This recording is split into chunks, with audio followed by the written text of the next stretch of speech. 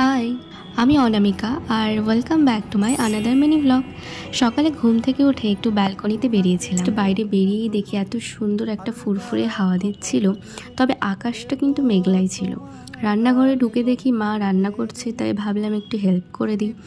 আর যবে থেকে বাড়ি এসেছি পড়াশুনো তো আমার চুলোয় উঠেছে, তাই আজ আমি আলমারি বের করে কিছু খুঁজছিলাম।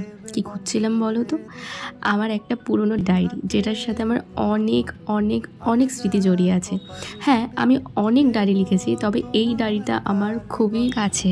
আমার নির্জানিতে এই ডায়েরিটাই আমার সাথে ছিল, যেখানটা আমি অনেক কিছু লিখে রেখেছিলাম। আর এগুলো তোমরা দেখতেই পাচ্ছ, ছোট ছোট চিঠগুলো, যেটা আমি এনসিইআরটিতে রেখেছিলাম। জানি না এটা আমার ডায়েরিতে কীভাবে এলো। মেডিকেল কলেজে ভর্তি হওয়ার স্বপ্ন থেকে শুরু করে মেডিকেল কলেজে অ্যাডমিশন অবধি এই ডায়েরিটা আমার সাথে ছিল। ক্লাস 11তে আমি কয়েকটা গল্প লিখেছিলাম, তার মধ্যে সেই দিনটি আমার লেখা প্রথম গল্প।